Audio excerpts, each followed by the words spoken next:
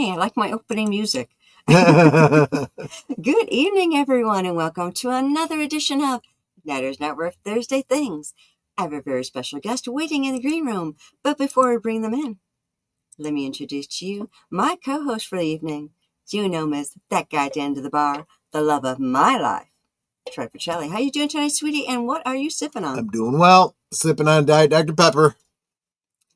And, of course, I've got my Meyer brand sparkling water berry flavor. Yeah, some of the other flavors just aren't as good. Their lemon one is okay, but like most of the other ones are just kind of ugh. So berry flavor it is. Yep. Before we bring in our guest too, we want to say hello to the chat. I'm actually going to start with this. JPRPH1 giving a $4.99 super sticker, which I believe was the dancing. Yeah, it's the dancing. Not sure what he is. And he's got the party favor in his mouth. But he was here super early at 5:23 p.m. And I know that when I first put up Curtis's stream, like, what was it, 2 months ago? He was the first one in then, too. But, of course, over time, that goes away. So, because I even had pinned Curtis's channel to the top of the chat at that time, and it's gone away. So, I've had to repin it. So, thank you so much, JPRPH1.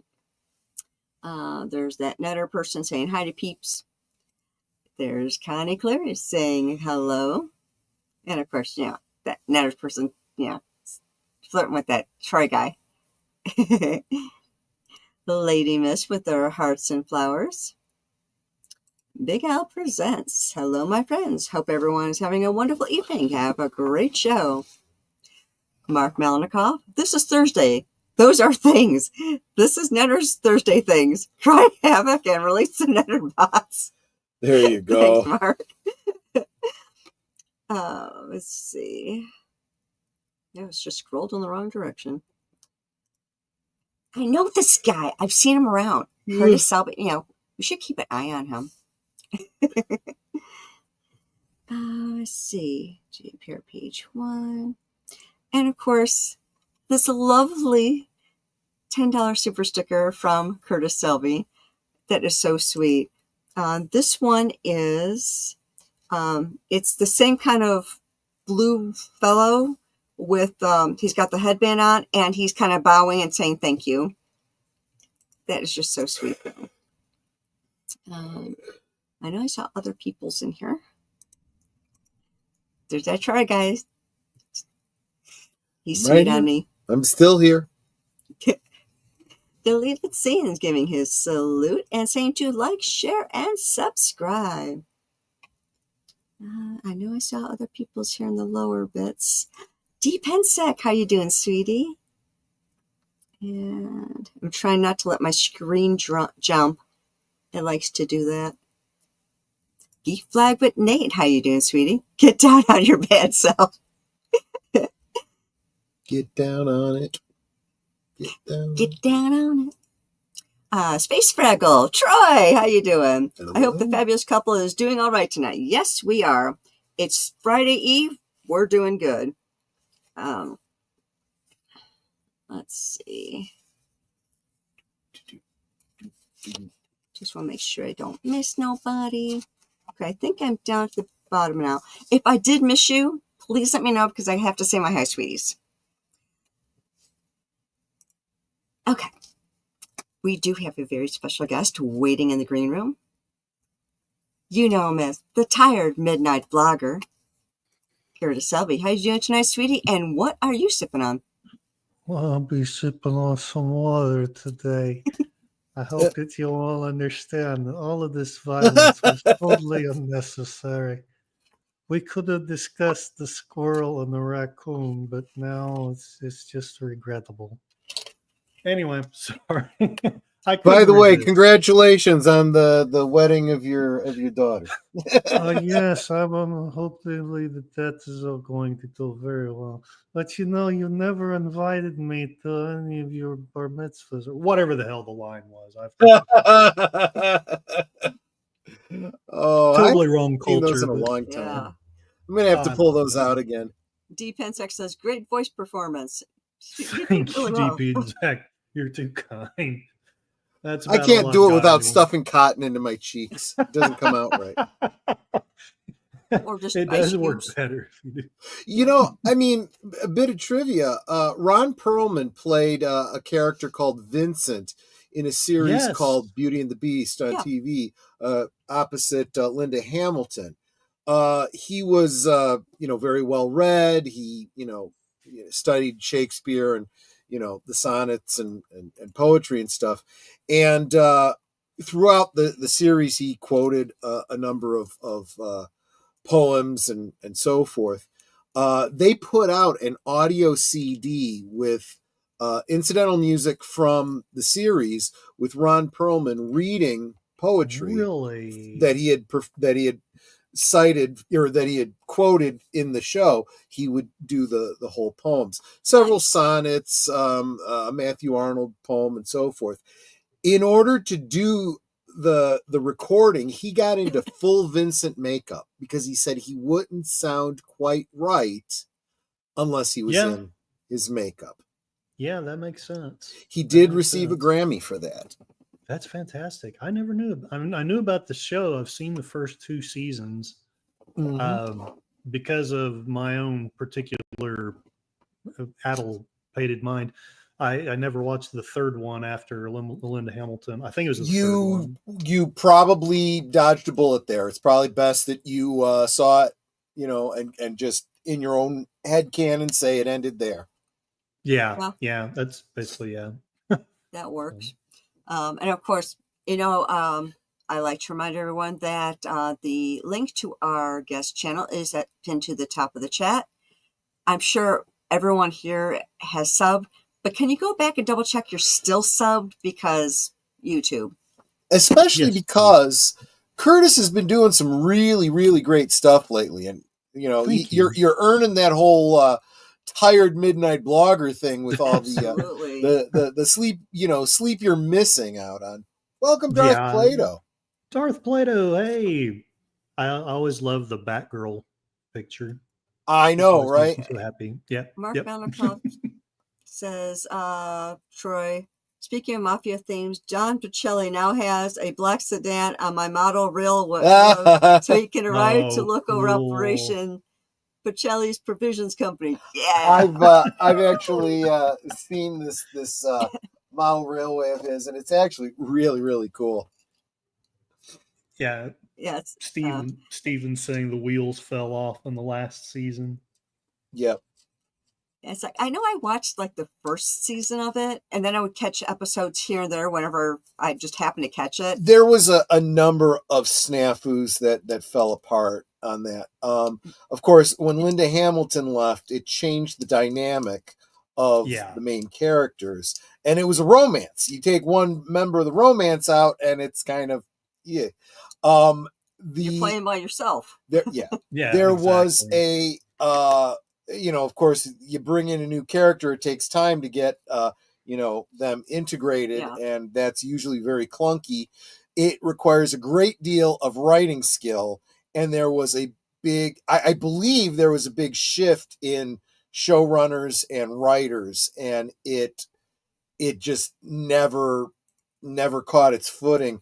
Probably the worst is that their characterization of Vincent changed significantly. Oh, and no. it went from being a very highbrow kind of refined kind of character to like a werewolf type character, and that's not really what he was or what the fans really liked.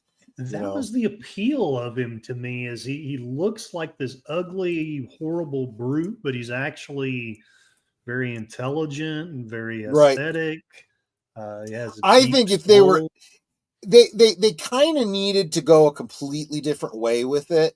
I don't even remember how they wrote Linda Hamilton out. Maybe they killed her off. I don't know. Have him get all depressed and broody and stuff, and Yeah, the new girl, whatever her purpose is.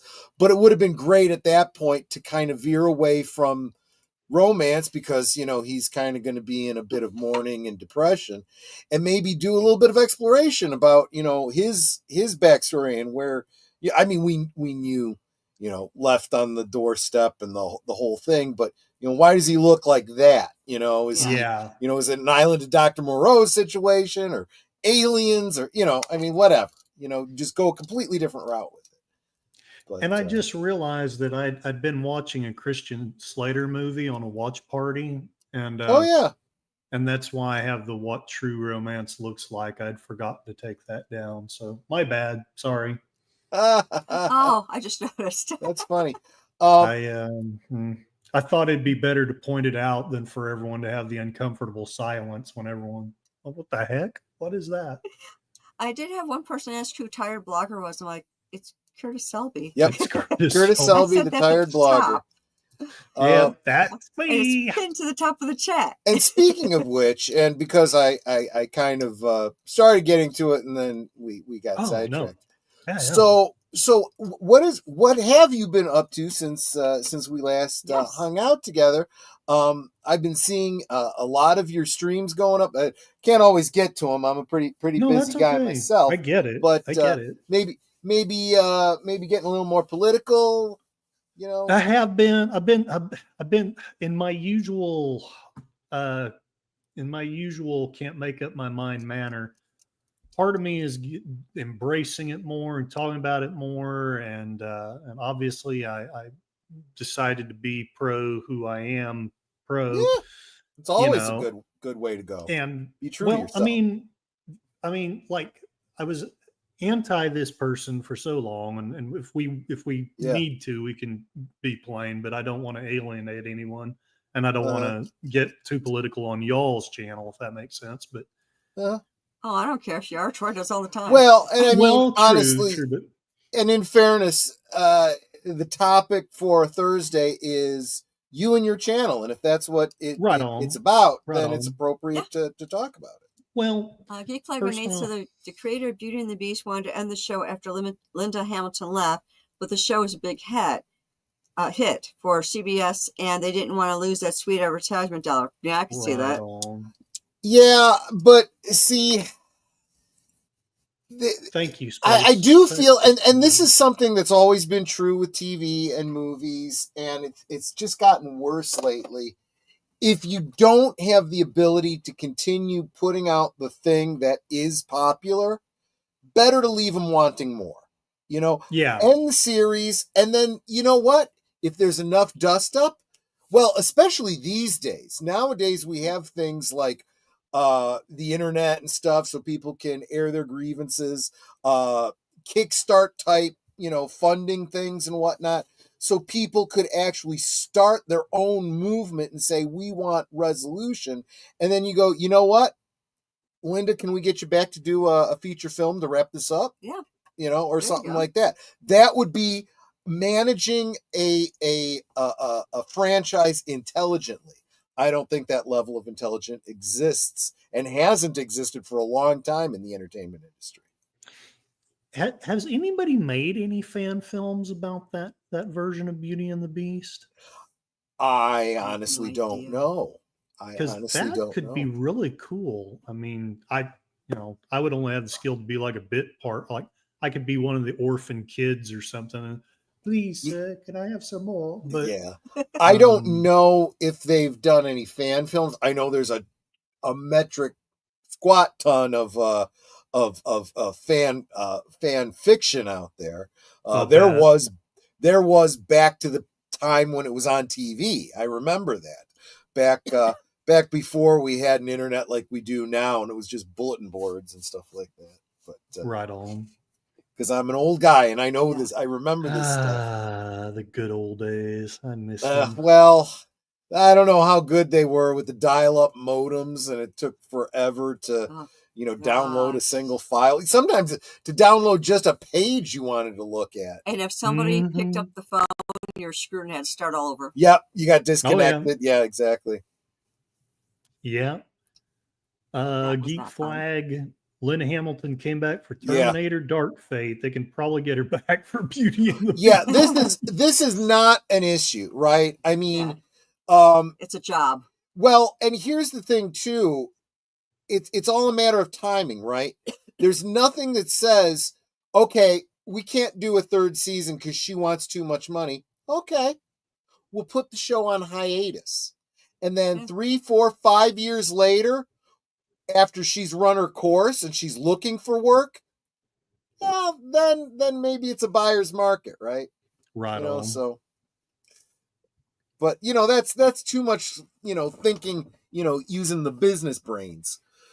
But so anyway, obviously there's been a lot going on in the news, and a lot of people have a lot of strong feelings about a lot of things. And that probably, I'm guessing, has been a little bit of the kindling that's been, stoking the flames over on your channel. Am I right? Well, it has been. For right or wrong, I used to do a blog where I wrote, and what I tried to do there is what I've ended up trying to do here, because, like Hollywood, I think that you should take an unsuccessful model and drive it into the ground. But, sorry. But what I was doing with the blog was basically trying to figure, because it was during a very confusing time. COVID was going on. The January 6th stuff was going on. Hopefully that doesn't hurt your channel that I mentioned those things. This is all for educational purposes. I have no opinions whatsoever. That doesn't matter to the Google overlords. Yeah, I know. But a lot of confusing things were going on, and I was just really trying to figure them out. And I had some friends who have since really changed. And it baffles me, but that's a part of what the blog has been, is just this dumb person here trying to figure out what in Sam Hill is going on in the world. And for a very long time, I tried to be centrist, and I'm still trying to be fair. Whether I'm succeeding or not, I don't know. But more and more, I was finding that, there are lies on both sides, and there are not great things happening on both sides. Both sides have some vitriolic dialogue that needs to be pulled back. But I've kept finding more and more that there was more censorship on one side than the other, that the lies were more dangerous on one side than the other. And then ultimately there was the assassination attempt.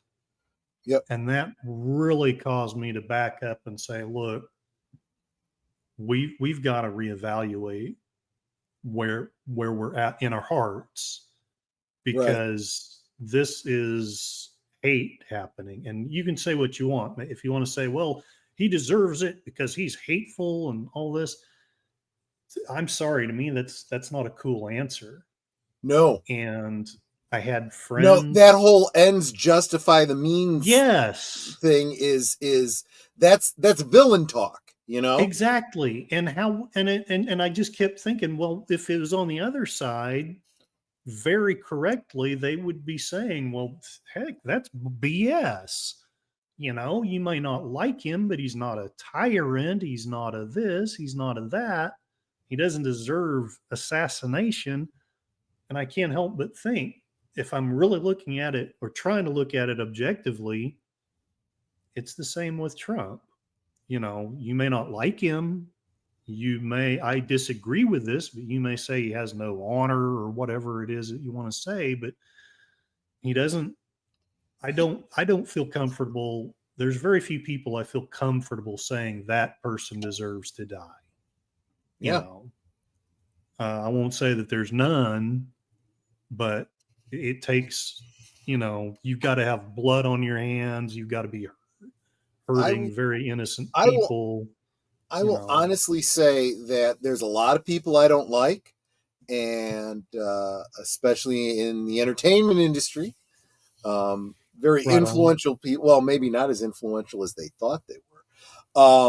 People that, if they were to leave this world, I would not shed a tear. But that at the same time does not mean that I, specifically wish them ill. Exactly. Part of me Exactly. actually, people like that, I almost feel like may they live a long life, because they're miserable. And I want them Right. to be miserable as Right. long as Lady possible. Myst, we're talking about Trump. Well, let me, because I may have a better idea of I'm not talking about you as far as people wanting Trump dead, Lady Mist. Right. Please don't But think there I'm saying that. clearly are. Look, it's demonstrable. I mean, we have people dropping TikToks talking about hiring people and, buying pew-pews to do things and stuff. I mean, when people say this is who I am and this is what I intend to do, take them at their word.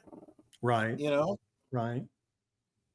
But yeah, Lady Mist, I'm not trying to point fingers at you. I did quote you on one of the lines, but I know you're not one that wants him truly dead. You just think that he should not be president, and that's a valid conversation. Mhm. But I have friends, however you want to look at it, who were laughing and joking and saying, "Oh, well, it's too bad that he missed." And I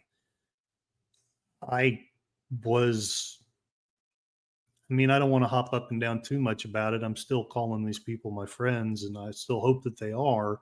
It's like Darth or Fraggle said, I don't want friendships ending over friggin' politics.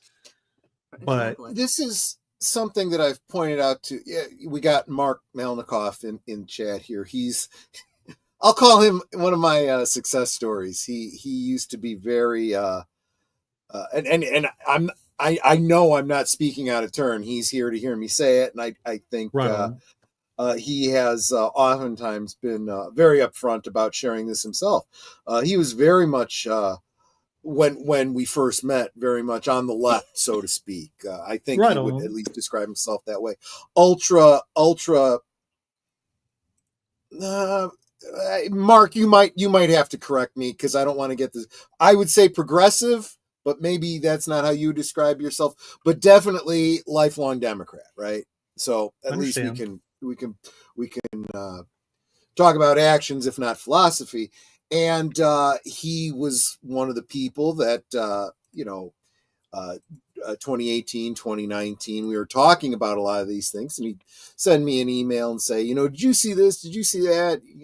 And I'd be like, well, why? Yes, I see a lot of people saying that. What makes you think that's true? What makes you think he actually said that thing? In what way is he that adjective they describe him?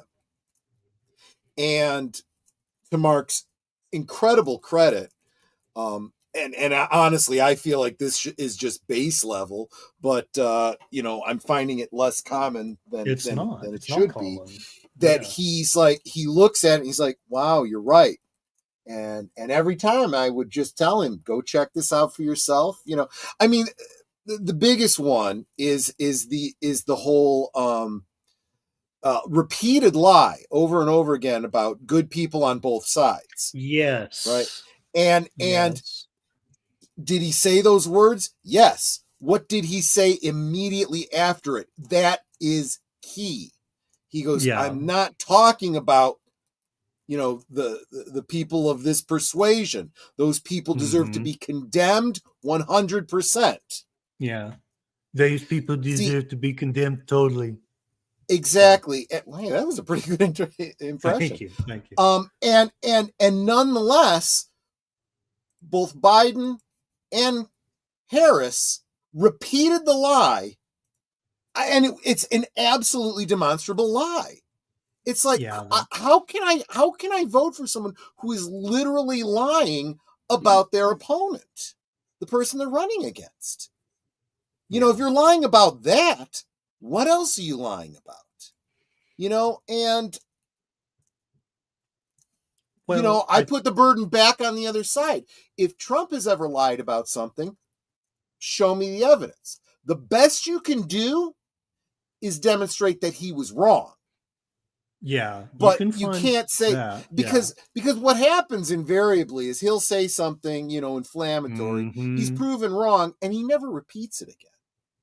Right? Well, right, he realizes he's wrong, and he doesn't perpetuate the same thing over and over again. If he's continuing to say something, maybe you should look at it. Maybe there is something. It may be wrong, but he believes it. I'll give you another example. We'll get away from Trump for a minute. Some very interesting news today. You may have heard about it. Alex Jones. They're literally trying to steal his name from him. Yes. And what? I hadn't heard that. Yeah. So the Onion has bought out InfoWars, and they've shut down his program. Alex Jones, whatever you may think about him, it's up to you to demonstrate why you believe what you believe. Because probably the biggest humorous example is they're making the frogs gay. Yes. Right. And of course that sounds very inflammatory and ridiculous, and that sounds like the kind of thing you'd see on the cover of Weekly World News. Until you start digging into it and you realize that what he's talking about is estrogen and artificial estrogen that's being leached out of the plastics and drinking water and foods, right? That are getting into the groundwater and actually having a hormonal impact on frogs. Yeah. Yeah. And it's like, he's not really wrong. You know? I mean, it's not quite as, you know, exactly what he's saying, but he's alluding to something that's absolutely real. Well, and that's something he's saying that needs to be considered. Mm-hmm. I'm sorry? Mm-hmm. What did you say? He's saying something that needs to be considered. Sorry. Yes. Good point. And I mean, I do know that there are some animals that can change their sex. I don't know if frogs is one of them. As a matter of fact, is it? Yes, there are. Well, not all frogs, but there are. In fact, that's a very important plot point in Jurassic Park. Oh yeah, that's right. That's right. Right. Well, it's like because I keep thinking I have to go back and watch that one YouTuber that we watch all the time. Was it Interesting Facts About, and then whatever the animal is? Oh, True Facts About. Zay Frank. Yeah, Zay Frank. Oh, I love Zay Frank. Because he's hilarious. The other one that people love to point to are the clownfish that in a population where there's no females, some of the men will spontaneously swap genders. But you have to understand that just like, you know, anything related to gender, hormones are a very important thing. And if there's chemicals in the environment that impact those hormones, things are going to get wonky. And frogs going wonky is an indicator that there's a problem in the environment. Maybe we should take a look at it. Just saying, you know? Yeah, exactly. That was another part of my journey, as I call it, to oh, Connie, thank you so much. That is so sweet of you. That went to John Pantoliero. Thank you so much, Connie Clear. GPRPH1. Yeah. Oh, that is awesome. Thank you so much. That's my first membership that got gifted. There you go. See? Yes, that's true. I'm somebody now. You've been somebody. You absolutely have been. Now that your name is in print. I'm sorry. I did in the chat. Okay. Hi, welcome, Sashi. And Matt Cheatwood. Howdy, Matt Cheatwood. If you're just tuning in, you're joining us for Political Talk with Troy and Tired Blogger. Sashi says, so you're saying they're transitioning frogs, not gay frogs. No, they're transing the gay away on the frogs is what they're doing. So the doctors, they're going to be talking to the frogs, you see, and they're going to tell them that they need to transition because that's what's good for their We mentality. use the term doctors very loosely, like Dr. Mengele, right? Well, I tried to hint that back when COVID was going on, but I don't think anyone caught my meaning, except maybe Matt Cheatwood. Oh yeah, absolutely. But Oh, and but welcome Alex Matt Jones, Cheatwood, by the way. See, yes sir, yes sir, he's here for that political talk. absolutely. I mean, and so I guess that's my point. When and I think this is the thing that bothers me the most is this inability for people to, well, a large portion of our country has a thinking problem. They Yes. are not capable of thinking critically. And Space Fraggle now with the Space gifted. Fraggle.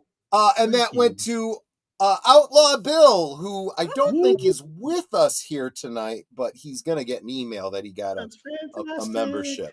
Thank you so much. Actually, Troy. I lied. It's like I did have one other gifted membership. Oh, okay. So this is now. This is your third. This is my third now. Yeah. Good. Wow. Awesome. Thank you guys. You're Osmo. But I guess when I caution people to, engage the thinky bits, the critical thinking, right? Whatever inflammatory thing you think you believe, stop, rein yourself in and say, is that really realistic? Right? Oh my gosh, if this person wins, it's going to be World War III, and, this is going to happen, and that's going to happen. It's the end of all of our rights. And it's like, you do know this guy was president for 4 years previously, right? Yeah. Why would it happen now when it didn't happen then? Think about it. Just think about it. He's going to be a dictator. Well, wait a minute.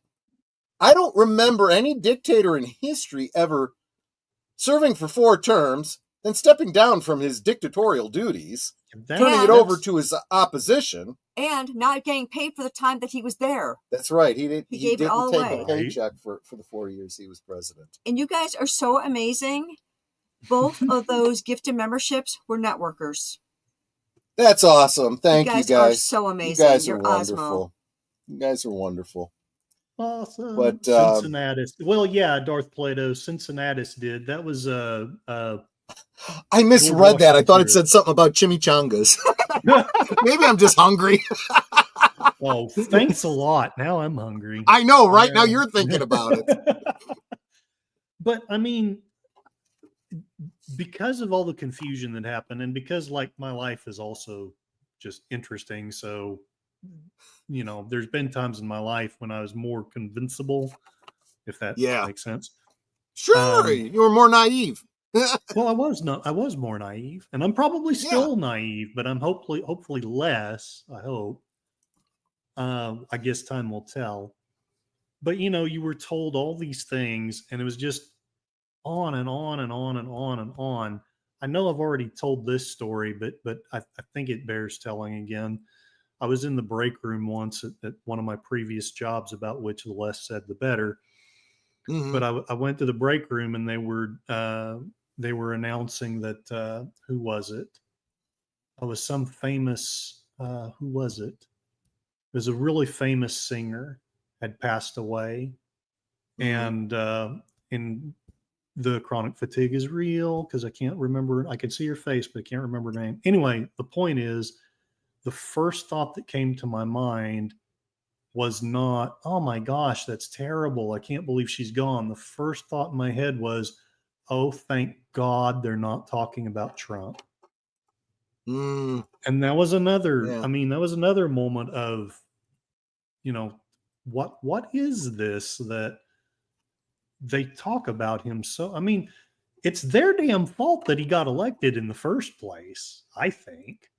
Because if they hadn't have talked to him about him just on and on and on and on, I don't think he would have won that first election. There's too many people that were starting to see through the lies. And then when you continue to repeat those lies, you lose your credibility. it's like, really, you're still saying that stupid crap? Well, You know, even if I didn't like the guy, now I'm starting to wonder about everything, you know? well, with me, I finally got to a point where I was literally like beaten down. And I know that's probably shameful to admit, but it was like, I must be the crazy one. They must be right. Because I didn't like him before. I may have talked about this. I've talked about this on my channel, but I've kind of gone back and forth a couple of times with Trump. I didn't like him at first because I was prejudiced and didn't like rich people, and that's my bad. That's my fault. But then I got to liking him. Find a not rich person that's running for any public office. Exactly. That one. Exactly. No, 100%. Reference back to the naivety. Right. But then I watched him on The Apprentice, and I started to like him. But then he was on when it became the Celebrity Apprentice. He did some things that I was like, this guy is actually a jerk. But then he ran, and I was not. I mean, personally, I was not in a good place, but I was also in a very. I really, if the things I thought back then had been true, I don't think we'd still be standing as a country. Yeah. Now. No, I get exactly what you're saying. Yeah. I've heard that kind of stuff too. This is you mentioned some great points, and one of the things that I pointed out to Mark about that Celebrity Apprentice. Anything you saw on that Celebrity Apprentice, we all have this tendency to fall into the trap of this is reality TV. Yeah. Therefore, this is reality. And it's like, you know what? Every single line, every single thing that they did, considering these are celebrities, right? They're not in it for a real competition. They're not in it they're trying to win money for a charity. But guess what? They have the ability to donate, $1 million themselves to their charity. That's one of the reasons why I didn't enjoy it as much, because it seemed like all too often it didn't have much to do with your talent so much as I know someone with deep pockets.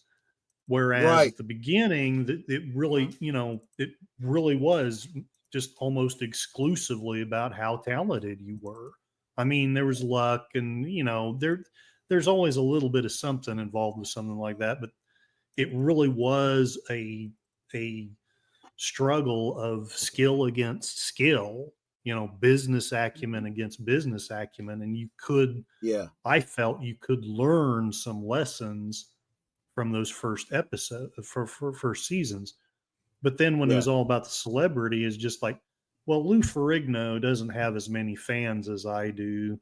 And, I've got like this billionaire in my pocket. So they donated $2 million, and Lou Ferrigno's got $50 in his pocket, I guarantee you, though, that all of that was scripted out behind the scenes, and they were all playing a role. I guarantee it. The thing that got me, though, is a lot of these celebrities, after you were watching them with their competitions over there, it's like, okay, I don't like this person as much anymore because they're kind of jerky. But again, that's also you falling into the trap of believing the role they're playing. I've always said, you see somebody playing a villain, and now suddenly you don't like that actor. That's totally unfair. They're just playing a role. He shouldn't have touched Coulson's card. Yes, I agree. But the same thing is true on these reality shows. These people are also playing roles. There was a parody show that was running contemporaneously with The Apprentice, and it was I don't even remember what it was called, but the guy who is the host was pretending to be some kind of a rich guy, big businessman. Oh, Lord. Just trying to but he was actually the go-between to somebody else, and he had no ability to control who he fired at the end of each episode. Oh, is that the one that was the parody where everything was messed up? Yeah, everything was fake. And then the girls were like trying to come on to him and stuff like that. Lord. It was all, and it was completely only to come to the last episode to find out that the guy who won, he's brought in to meet the real boss, And then it's revealed to the audience too. The real boss was a chimpanzee sitting behind a desk, spinning a wheel. Yeah. That's how they were doing it. And it was funny. It was a parody. And I'm like, do you think this is any less real than The Apprentice? Do you honestly think that Trump has a real job for somebody that, this is, the one episode of that I remember, because I don't remember pretty much any of the other episodes. And it wasn't, there weren't a lot of episodes. I think there might have been maybe 8 or 9. But one of the episodes, the only one I remember, they were like, they had like little stalls or something, like you would have in a flea market out in this big parking lot. And they were selling things like canned air, natural tampons for ladies that was basically sticks and twigs and wrapped up with string, trying to convince guys to buy them for their girlfriends because they're all natural. And I forget what the other thing was, but it was something equally as stupid. And they actually had said somewhere at the end of the show, I don't remember if it was in the credits or somebody had just mentioned off screen, or like to the side or whatever, they had to chase down all those guys that bought the natural tampons and tell them it's a joke. Don't actually give these to your girlfriends. Yeah, exactly.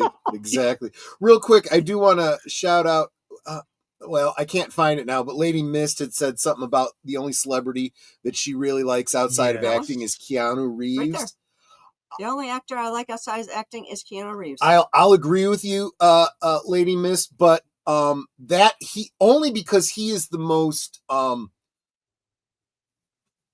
publicly people know how cool he is outside of his acting roles. There are other celebrities that really are genuinely good people, but definitely way fewer than you think. And I only know this because of personal experience with them, but again, not a lot. I've met a lot of celebrities, and although a lot of them are nice, only a handful of them have been truly nice, good, genuine people. Yeah. And come to think of it, only the ones that we've met from Twin Peaks really?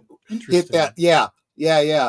They have been very genuine. Much nicer people than you would expect. Yeah. Matt Cheatwood says anyone here ever watched a show called The Traitors? That one I don't know that one. I don't think I do. No, that does not sound familiar to me. But yeah. I work with Richard Dreyfuss. What a jerk. Same with Nick Jonas. Yeah, I've heard that about, because and this is the problem with anybody who and well, see, I think there's a correlation there, because the people that I'm thinking about that I would say are genuinely nice people, although they were very well known, very famous, and had a great deal of success for a period of time, didn't last. And they don't have a great deal of wealth anymore. It's very humbling. I think there's this idea that just because you see them on television, therefore they are rich. That is not always true. Not at all. It is the very rare ones, like Keanu Reeves, for example, who the wealth doesn't go to their heads, and they probably don't even hold on to as much of it. They probably do a lot more for charity than they even let people know about. But beyond that, I do feel like even the nicest people, what do they say? Power corrupts, and absolute power corrupts absolutely. And there's a great deal of power that comes with celebrity and wealth and running in those kinds of circles. So getting back to what you were saying about specific celebrities that were jerks. Yeah. They've got their humbling coming eventually. Yeah. Right on. Geek Nate says, Curtis Selby, aka the Tired Blogger, what is your favorite comfort show and movie? Something you can always watch and not get tired of it. For me, it's the Blues Brothers. I've seen it that's fantastic. Yeah. Yes. The show would be Mystery Science Theater 3000. Sure. for years until very recently when I've started going to sleep to Y-Files instead. But for years, I just went to sleep to it because I never got tired of it. AJ was just recently talking about that, how some people Yeah. just leave it on in the background to fall asleep to. Mm-hmm. Of course, to which Hecklefish, of course, said, "No, what you mean is you put them to sleep." No, that's not what they said. Really don't. There's just something about it. But yeah, Mystery Science Theater is my go-to comfort show. And as far as a movie, that's hard to say because I've got such weird, eclectic tastes. But I'm gonna go with Highlander. So far, that's a movie that I can gosh, I love watch that most. And frankly, I love the TV show too. I did too. That one, we were talking about the transition with Beauty and the Beast. Right. That one was one that, in my opinion, did the transition well because I agree. His original girlfriend was murdered. Yep. And then I'd have to rewatch it again to remember exactly how, but I never felt like they just, well, she's gone. Yeah. Too bad. But yet you also, a new character would come in, but they do it gradually enough that, you got to build up some character. You got to know them. He wrestled with that whole, I know she's gone, but, I'm kind of feel like I'm cheating on her if I run around now. And it was so well done, I thought. Mark, did you see that comment from Sashi about Michelle Yeoh? Just saying. Okay. So Michelle Yeoh doesn't come back to Malaysia much since she endorsed a candidate that stole state funds and was suspected of murder locally. Just saying, that's the kind of thing that the Trek fans over here don't hear very much. Just saying. Okay, and Matt Cheatwood said, Traitors is a reality game show that demonstrates how hard it is to win against an opponent that has more or better information than you do. Quite instructive. Interesting. Cool. It makes me think of that. Oh, somebody will know this. There's a I want to say it's a video game or it's an online interactive game or something where you're one of like 4 colored characters on a space station. I know this. And one of you is trying to kill everybody else, and you're trying to figure out which one it is, and you try to stay with, stay in groups so that. Yeah. So one of you is a traitor. It's what's it called? I know this one. See, Among Us. Among Us? Is that what it's called? Yeah, something like that. I think so. And now because it's like the version I've heard is like you're divided up, and one of you is a werewolf. The secret werewolf, yeah. Oh my gosh. Somebody told me about this secret werewolf game. It's a what do you call it? It's like a party game. And you randomly are assigned someone is the secret werewolf, and you're trying to get clues from everybody to figure out which one is the werewolf. And at certain points in the party, people get killed, and who was with whom at what time, and so on and so forth. It's really, really cool. I've heard that they've also done a different take on it, basically the same rules, but instead of a werewolf, it's bad mustache German guy, and I'm not sure why. Unless it's just to be inflammatory. I can't imagine why they would do that, but whatever. Is based on the game Werewolf. Okay, well there you go. See that sound we were just saying. Yeah, see, there we go. We're all kind of keyed into each other, right? Just like that. I do want to remind everyone that the link to our guest channel is pinned to the top of the chat. I'm sure most, if not all of you, are already subbed, but if you wouldn't mind just taking a quick pop over there, make sure you're still subbed. And if you're not subbed, well, why not? Which brings up another point, Curtis. So, content aside and what you've been talking about, how is the channel coming as far as subscriptions and Well, growth? I mean, it's steady. For a while, it like kind of exploded for a little bit, which is awesome. But it's slowed down since, and Sure. I'm trying hard not to be that guy that's like, well, they don't like me talking about Trump, so that which may be, but I'm trying not to. I don't want to use that as an excuse, if that makes sense. I've been there. And if it helps you any, I've been talking with some bigger channels, Michael at Retro Blasting, Tom Connors over at Midnight's Edge, about exactly these things. And look, I mean, anyone that tells you there's a secret to the algorithms and this is what you do and this is how you'll see, that's bull. That's bull. Yeah. But everybody's got a different philosophy. And like Tom had said, look, you just keep doing what you're doing. And the people that like you, and those that don't. And you're going to have some churn in your audience.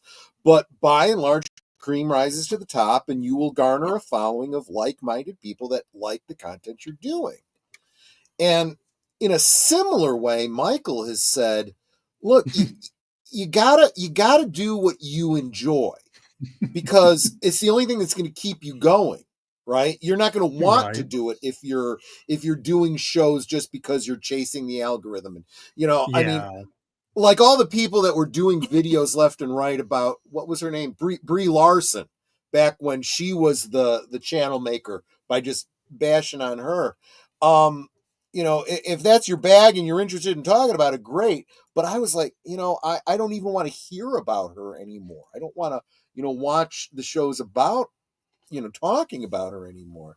And so someone like Michael says, there's these shows or these types of topics that I do because I know it feeds the algorithm, people like it. He says, and then I'll throw in this type that not as many people watch, but I just enjoy doing it. And the ones that enjoy it really, really enjoy it. And I'm like, okay, that sounds a lot like what I do too. Right. Like I do topics that a lot of people are really interested in. I'll get a guest on that a lot of people really, really want to see.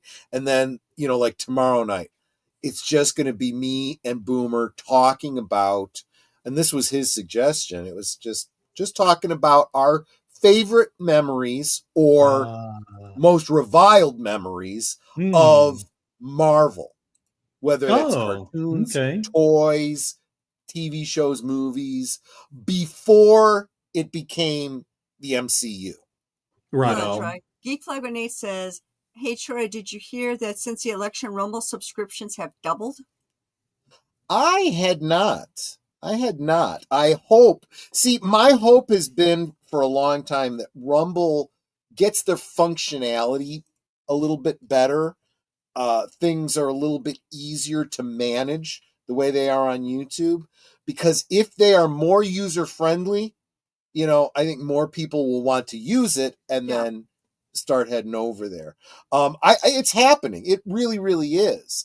And there's a lot of speculation about maybe X, starting to build the I mean, you can already, I can simulcast to X right now and, upload videos there and so forth, but it doesn't have the infrastructure even that Rumble has, let alone YouTube. As it starts to expand that area, I think we're going to see a lot more options. And this is what I've been saying about everything, right? You want competition, right? I was just having this conversation the other day talking about SpaceX and whatever Bezos space thing is, and NASA and whatnot. It's like, look, you may or may not like Elon Musk. You may or may not like Jeff Bezos. But honestly, you don't want either of them to fail. Exactly. You want both of them to be successful and to continue to, in a more or less competitive way, not in a mean-spirited way, kind of fight against each other to do better, to make progress faster, to make things cheaper, safer, all these things, because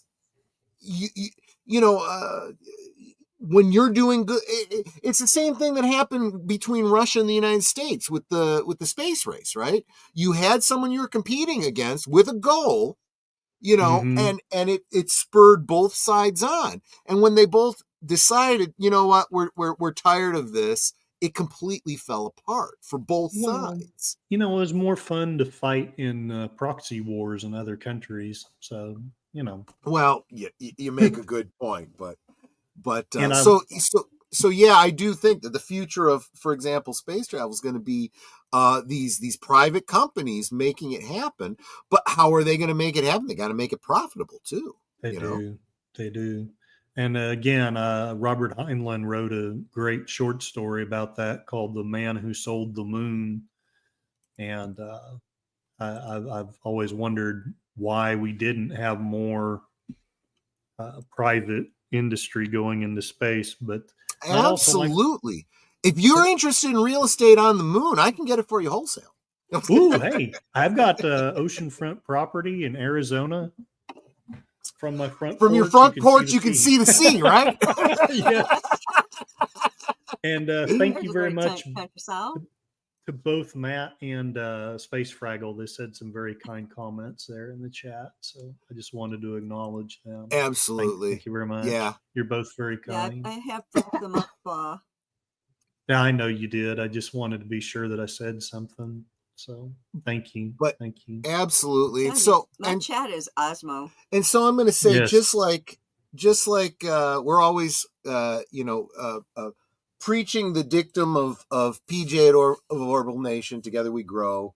I also like to say, rising tide raises all ships. I do feel like all of us in this community that are, that we've really become friends, and I do feel like we're building each other up, and I'm seeing all of our channels growing. And honestly, there was a point year and a half ago where I was thinking, this is never going to happen. And then literally within this year, I hit basic monetization. And I was like, wow, maybe by the end of next year, maybe I can get full monetization. And I made it by the end of this year. That's fantastic. So that's fantastic. I'm working on getting that 4,000 watch hours. I'm actually, I have my thing open because I was checking something, so I can actually tell you how many I have right now. I have 3,251 public watch hours. There you go. And so hopefully we'll be getting you there eventually, Curtis. Yeah. I think and if there's anything we can do to help you, any advice you need, any suggestion on tools and whatnot. You have 661 subscribers. What are your watch hours? How many more do you need? I need to click on the right thing. According to this, I need 31 watch hours. Math is hard. Yeah. And that's especially at the rate you're going, that's definitely doable. What you want to sweet. He says he's still watching me to help me with my watch hours. There you Thank go, you, sweetie. What you want to do is look at your 1 year. You can click and you can say 365 days. Look at your watch hours and see what it is. I'll tell you, the thing I did was I added, because I was just doing the one stream on the Fridays, and I was like, you know what? Let me start doing. That's when I started doing the movie nights on Mondays. That's when I started sharing stream with Aged Boomer for Geeky Geezers. So suddenly my watch hours started going up really. And Blake really 7 on Tuesdays. And then I added Blake 7 on Tuesdays. And so now, I'm definitely, I was actually concerned, am I going to get to that 4,000 and not be able to keep it at 4,000, in a year? And I'm like, oh yeah, no, there's no doubt I'm not going to have a problem with this. Plus, as your reach increases, you get more. Look, if you have a 2-hour stream, right? And you got 10 people watching it, that's 20 watch hours. You add one person, that's 2 more watch hours. You know, it's just the math. And the more people, the more subscribers you get, the more watch time you get, the more watch time you get, you know. So you know, it's way more doable than I think people realize. Yeah, and it doesn't happen overnight, but you know. Well, you know what you do is you put out a short just showing some side boob, and you'll get a bunch of subscribers. Well, that won't work for me. And I wouldn't. Didn't you remember that one episode of Family Guy when Peter was showing all the side boob? He goes, "This is so and so side boob. This is so and so side. This is my side boob." Oh no! And it's like, yeah, his boobs were that big. Yeah, exactly. Yikes! But anyways, what you got coming up in the near future? Anything big? My next one is going to be on Saturday. I canceled this week. Health is a thing, and I hate it, but there it is. Yeah. But this Saturday, I intend to do some more watch party of Bugs Bunny. And then Tuesday, I'm going to do a watch party of They Live. And I haven't figured out what I'm going to do Thursday. What I've been doing, right or wrong, is I leave on Tuesdays and Thursdays, and even on Saturdays, I'll leave up a poll and put 4 things that I'm interested in doing or talking about. And I let the people vote for what they want. So nice. That's a good idea. Bugs Bunny and They Live. Yep. I don't remember the name of the specific Bugs Bunny cartoon. I was just watching it the other day. But if I describe it to you, I'll bet you'll remember it. Elmer Fudd is working on, he's one of those scouts or whatever. He goes and he does the measurements and whatnot because they're putting in a railroad. And he's plotting out the course. A surveyor, yes, thank you. And he's got to go right over Bugs Bunny's rabbit hole. Oh no! Of course, Bugs Bunny has to do everything he can to sabotage him. And at one point, and it starts out with, "I've been working on the whale with one I think I do remember that one. Man, and he sets up the tripod with his whatever that gizmo is you look through that sights, you know, where you're going to be measuring to. And as he's doing it, Bugs takes the little eyepiece out and he leans into it so it's his face that Elmer Fudd is putting eye to eye with him.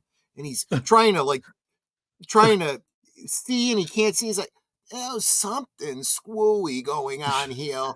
And Bugs goes, "Yeah, it could be you, Doc."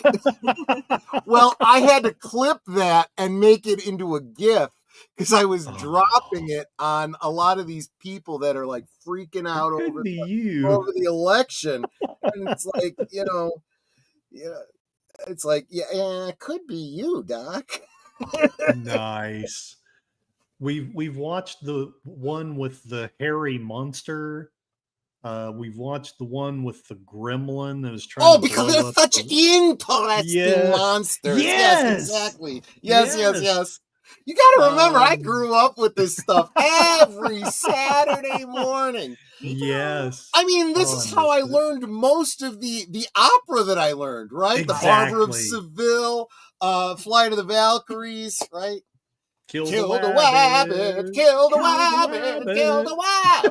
Cartoons back in the day played classical music. Yeah. And that's why I know it and I like it because it was played in these cartoons as a kid. And I'm like, oh, that's kind of catchy because, I mean, well, my dad used to listen to symphony music all the time. Right. So I kind of got to hear Mozart and all that. But hearing it in my cartoons, it's like, hey, this is kind of cool. Exactly. Oh man, the Bunny of Seville, I think, was that one. Yeah. And then there's also the one with the where Elmer Fudd inherits $3 million, but he can't hurt any animals. Right, he's going to inherit it. And then by the end, he finally shoots him. And he goes, "Worth it." Yeah. Well, that, and I don't know if you remember. I'd forgotten this, but he gets a telegram, and your uncle has kicked the bucket. You inherit $3 million minus $1.5 million for this tax and 500,000 for that tax. And by the end, it's like, you owe us $1.35. Please remit. Yeah. That was one thing. I used to be in a pool at one of the offices I worked at, the lottery, right? And the big game is, however many, $1 million, right? And I was like, yep. Think about it. It's this many million, and we divide it between all the people that are in the pool. But wait a minute. You don't get all of that money. First thing, you cut that in half because the lottery commission keeps half. Okay. Yeah. So that half gets divided between us. And then you have to pay taxes on that. So you basically have to cut that in half again, because the other half goes to taxes. And then when you figure out how much you're actually winning, it's not life-changing. And they're like, wow, that's not really that. And I'm like, yeah. So just remember that when you're saying that rich people don't pay their share in taxes, they're paying more taxes than you are. Exactly. Yeah, it's like, I think that is total baloney that the lottery commission is to take half the winnings. It's like, excuse you, why? Well, because it's their lottery. They're the ones, doing it all. You're in partnership with them, basically. Oh, it's like YouTube. They're not giving me no numbers to win. Well, they're giving you a game to play to win. That's the thing. See? But the idea behind it is supposed to be that half that goes to the lottery commission is supposed to be going into the school fund and back into the state and all that kind of stuff. Well, yeah. I mean, let's assume even 100% of it was going into the schools. Look what's coming out of the schools. Is it really worth it? We have a school near us, and they have one of those electronic signs that, does the announcements and all that sort of thing. And constantly I see up there, like that they haven't gotten their school funds from the taxes and all this sort of thing. And it's like, pay the schools for, so we can actually teach your kids and stuff like that. Because they're not getting the money they're supposed to be getting so that they can actually buy books and desks and computers or whatever else they need, I like Mark says Troyonomics. Yeah, exactly. So here's my quick Troyonomics 101 lesson. A lot of people like to say that taxation is theft. Taxation is theft. I say no, that is wrong. Yeah. Because what is theft, right? If taxation was theft, you wouldn't even know that the money was gone. And then when you found out it was gone, you wouldn't know necessarily who took it, right? Whereas you are being forced under penalty of, at its most extreme, death, right? Force, right? To give money to the government that they claim you owe them. That's called extortion, right? Okay, no, people are going to say no. That's hyperbolic. They just threaten you with prison. Exactly. And what happens if you don't go to prison? They come to arrest you. And what happens if you resist arrest?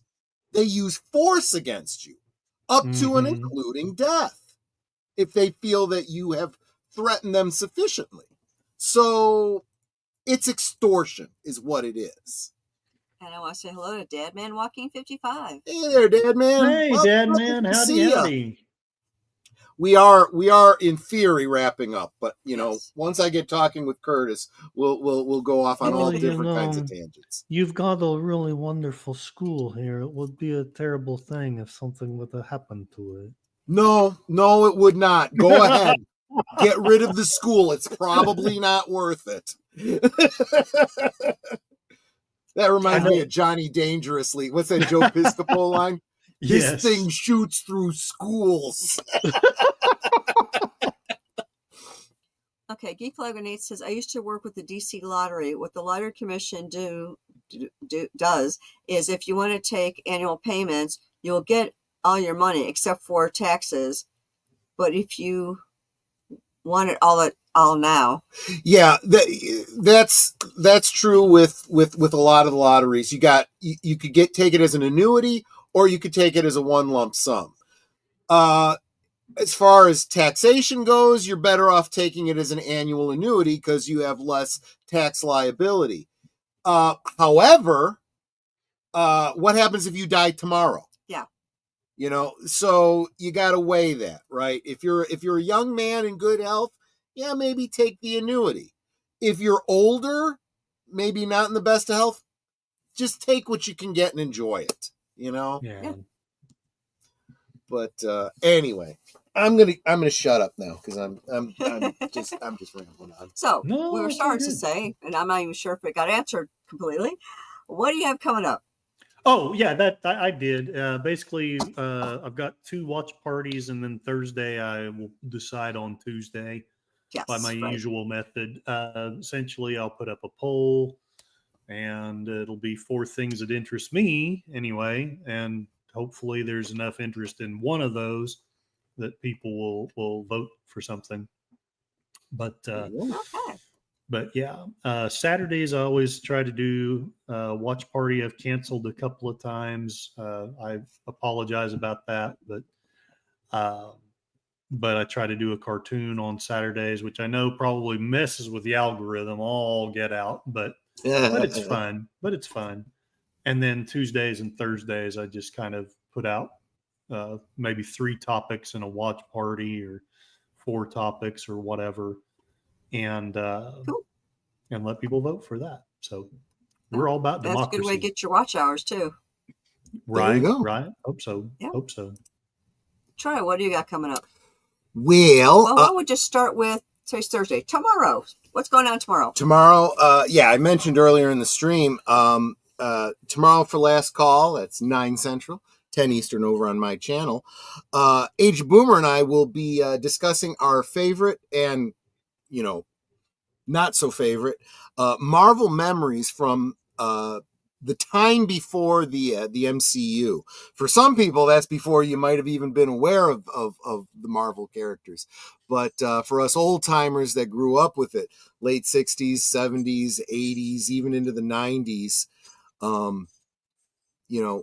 got some great memories, and we're going to share them with you. And we're going to also talk about some missteps that happened that maybe are being tapped into now by Disney, unfortunately. So, but that'll be Friday night. And then Saturday, you and I will both, Netter, be hanging out with Big Al of Big Al Presents for a classic sci-fi comedy called Ice Pirates. With space herpes. With the space herpes and all the things, yeah. That's what I remember most about that movie. It was herpes. Absolutely funny. That'll be 9 Central, 10 Eastern on Big Al's channel. Yes. And of course, Sunday is the Deleted Scenes channel. He's going to tell you all about what he's got going on. Oh, actually, this weekend, right after this stream. Yes, if you stay right here. Yep. Don't leave. I keep looking around my monitor at Troy. Yep. If you stay right here, I do have the redirect on. You'll be redirected directly to Deleted Scenes weekend update. So he can tell you about all of his stuff that he's got coming up this week. But of course, 8:00 Central, 9 Eastern on Sunday. That's Geeky Geezers, where there's a lot of game news. There's obviously going to be some Disney news. But something else that's happening on Sunday is it is Life Day. Therefore, on Monday night at the movies, I will be hosting my annual Star Wars holiday special. And I have not yet decided which version to do. Don't do the one with Carrie Fisher singing. What I'm thinking about doing is, since you brought it up today, the Mystery Science Theater 3000 guys have a riff track version of the holiday special. And it's so good.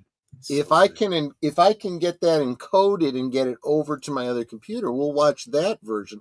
Otherwise, maybe I will go with the Thank the Maker cut, because honestly it is the best version. That's the best one there. Yeah, it and is. that one doesn't version. make me go, it doesn't have Carrie Fisher singing "We Celebrate." Oh, don't. Oh, day. Unless you want divorce papers. It cuts out all of the variety show elements, which were stupid. Which really were stupid. Wait, does it cut out the Wookiee porn too? Actually, it cuts out Diane Carroll. It swaps in some other porn, though. Literally. So what they did was, this is interesting. So if you've seen the Star Wars Holiday Special. Oh my God, sign me up. Mark Hamill is so pretty. Yes, he has. He's wearing more eyeliner than me. Yeah. And but Delete says he'd be down for the Riff Tracks version. It depends. If I can get the Riff Tracks version put into MP4 format, I'll be watching that. Otherwise, so get this. So the Thank the Maker cut is again, it's a re-edit, which makes it much more enjoyable. For one thing, it gives all the Wookiees actual lines. You got subtitles that tell you what they're saying. And some of it is hysterical. There's a scene where the Wookiees get on their secret, Zoom Skype meeting thing to call Princess Leia, right? Uh-huh. To ask, where's Chewbacca, where's Han Solo, right? And she's like, oh, aren't they? Well, she gets up as the call comes in. She gets up to go to the screen to talk to them, and you could tell that Carrie Fisher is a little bit. She's been indulging, right? Because she stumbles, and you see Mala, and you read on the bottom, it says, "Oh, it looks like she's already been nipping into the life gate chair a little bit." Yeah, the whole thing is like that. Very, very funny. They take out a lot of the dumb, humor, and they put in, better humor. Yeah. Actually, they swap in elements from the Droids cartoon and some other things. It's really, really kind of cool. But the best is they take out, there's the whole scene with the mind evaporator, right? Where Itchy, the old curmudgeon, is watching Diane Carroll, and it's very clear intended to be adult entertainment, right? Well, instead of seeing Diane Carroll, what he actually sees is a scene from an actual Star Wars adult parody. Nothing, that's really like X-rated. It's just, a couple of aliens dancing and stuff like that. And they cut before anything gets really heavy, but it's like very clear what. And I'm watching this and I'm going, wow, if this is an actual adult film, it looks more like Star Wars than some of the Star Wars I've seen. Mm-hmm. Seriously. So anyway. But so Monday, of course, is the Star Wars Holiday Special, and then that brings us around to Tuesday for Sparkwood and 21. Yes, Sparkwood and 21 at 7:30 Central, 8:30 Eastern. I had originally announced that we would be watching a presentation that I'm putting together that covers the final dossier, which we will be doing. I am preparing it. Deleted. Just, listen, because I had said that the entire final dossier was a 1 hour presentation, and I was wrong. It's actually 3 hours. Oh, wow. So okay. I put a lot of effort into this. We will definitely be watching the first hour presentation this Tuesday. And then I still got to talk to Deleted Scenes about, yes, I'm sorry, but every November 17th is Life Day, so I have to do it on the day that's closest to And every year, I struggle not to give him divorce papers. Yes, exactly. And that's how I know we have a great marriage. If it can survive an annual watch party. Or smother him in his sleep. No, I am not going to be doing a 3-hour stream on Tuesday of the final dossier because I wouldn't be able to get that all together. What we might end up doing, one option I'm going to throw out to deleted scenes is we do 3 streams of the final dossier. It really is good, Stephen. It's got a lot of, I wanted to find out more about this character and get closure on that. A lot of that is in the final dossier. So it might be worth it to do the full 3 hours. It's going to be a lot harder though when we get to the secret history of Twin Peaks. That's 8 to 10 hours, and I can't see putting together a video for all that much content that I'm just streaming privately. So we'll talk about it on Monday. But important point is going to get the first hour of the final dossier on Monday, and we'll figure out where we're going from there. That's 7:30 Central. Oh, the pupper. He's like, I'm being good. I'm being good. So the final dossier followed by the next episode of Blake 7 at about, say 9:30 Central, 10:30 Eastern.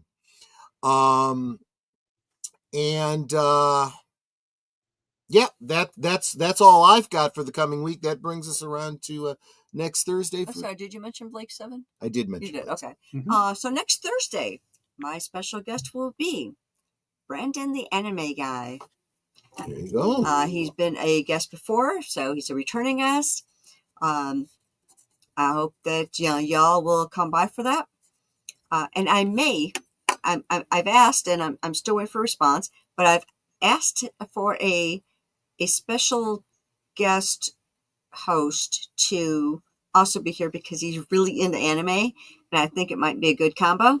So, but we haven't asked him yet, so we can't promise. No, I did ask. I'm just waiting for an answer. Okay, there you go. So yeah, I might have a special guest host along with my special guest. There you go. So there you go. So tired blogger, any final words? Well, if this person doesn't come to you with an answer very soon, we can make him an offer he can't refuse. Yeah, I could probably do that. Yeah. Troy, any final words? No. I just want to thank everybody, especially all of you guys dropping the super stickers. You guys are so encouraging. I just want to thank you guys so much for that. And I gotta get back to editing my Twin Peaks video. Yeah, that's true. Of course, I want to thank all of you for being here. And I want to thank those who gifted memberships. That was so Osmo. Thank you. As well as, I can actually cheat and do this the easy way. Go to my start section. Yeah. Along with my super stickers from JPRPH1 and from Curtis Selby. Thank you. That was just so wonderful. And Connie gifted a membership. Space Fraggle had gifted a membership. So thank you guys. You are so Osmo. I love you guys. We're here every week. In fact, most days of the week for you guys because we do this for you. And the many, many ways that you support us, it's so encouraging and it does help us to grow our channel. So thank you so much for that. And of course, you know what I always say, we can talk amongst ourselves. See, I'm live, so this isn't a recording. We can talk amongst ourselves. And that is all well, good and fun. But it's so much more fun when you guys are joining us in the chat and you're dropping the comments and the questions and the trivia and being goofy and whatever it may be. And it doesn't feel like we're separated by miles or continents in some cases. It feels like we're all hanging out in the same room. We're enjoying each other's company. We're having a great time. And you guys, you're not just our friends. You are our family. We love you guys, and we appreciate you so very much. And like I said, the many, many ways that you support us is just so phenomenal. So thank you for all that. Thank you for being here tonight to encourage our guests. Thank you for being at all our streams. You guys, it's just so wonderful to see all of you there. And if you're not there, we do miss you. So thank you for showing up, for letting us know how much you enjoy our content. I hope that we just all continue to get bigger and better for you. And until next time, good night.